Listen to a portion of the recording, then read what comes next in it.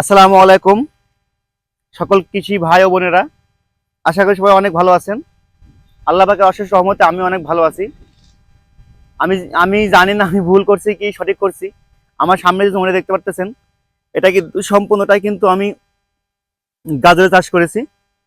আমি কিন্তু এই জমিটাতে কিন্তু টমেটো চাষ করতে চাইছিলাম, শীতকালীন টমেটো।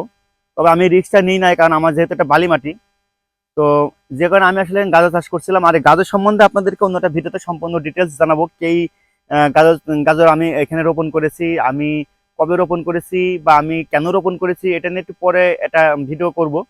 আজকে আপনাদেরকে আমি একটা জিনিস জানাবো, যেটা হচ্ছে আমি এই গাজরের জমিতে কিন্তু আমি টমেটো করতে চাইছিলাম, কিন্তু টমেটো করতে পারি নাই, কারণ আমি এই রিস্কটা নিই নাই।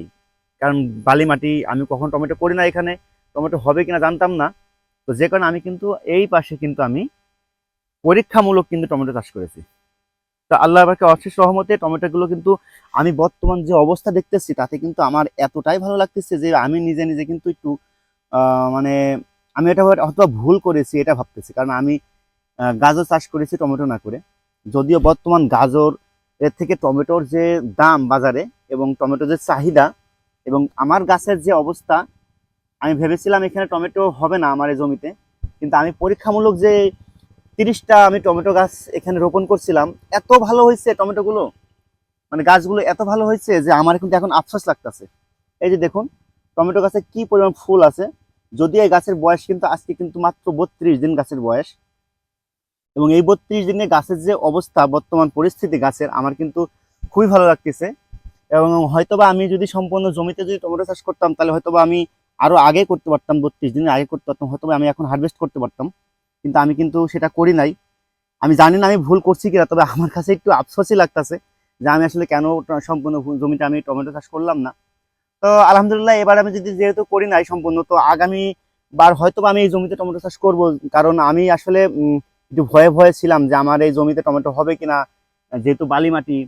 তো আমি বর্তমান যে আমি এমনিতেই পরীক্ষামূলক যেটুকু চাষ করছি, ততটুকু দেখতেছি যে এত ভালো টমেটো গাছ হয়েছে এবং ফুলে ভরা গাছে। ও আর একটা বিষয় জানিয়ে রাখি, আমার এই জাতটা কিন্তু এগ্রোয়ানের 1200, এগ্রোয়ানের স্মার্ট 1217 যে জাতটা আছে এগ্রোয়ানের, সেই জাতটা কিন্তু আমি এনে রোপণ করছিলাম। এগ্রোয়ানের চারা রোপণ করার সব থেকে বড় কারণ হচ্ছে, এগ্রোয়ান থেকে চারাটা খুব সহজে আমি আনতে পারি, যেহেতু আমার এখান থেকে খুব একটা দূরে না।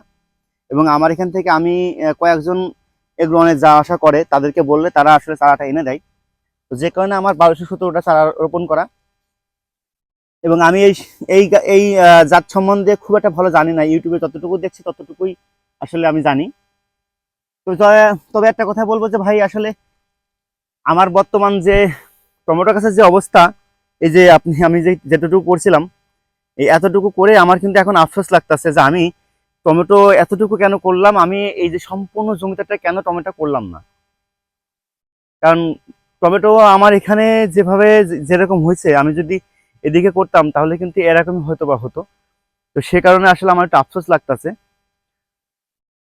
তো যাই হোক, আমি আসলে এই বছর যেহেতু করি না টমেটো, এবছর যদি আমার এই প্রদর্শনী যেই যতটুকু আছে, এখানে 30টা গাছ আছে, এই গাছগুলো যদি ভালো হয়, তাহলে অবশ্যই আমি আগামীবার আমার সম্পূর্ণ জমিটাতেই আমি টমেটো করব। তো পরিশেষে সবাই আমার জন্য একটু দোয়া করবেন, যাতে আমি পরিপূর্ণরূপে যাতে কৃষক হতে পারি, কৃষির সাথে থাকতে পারি, এবং আমি যাতে কৃষকদের হয়ে কোনো কাজ করতে পারি, ভালো ভালো কাজ করতে পারি।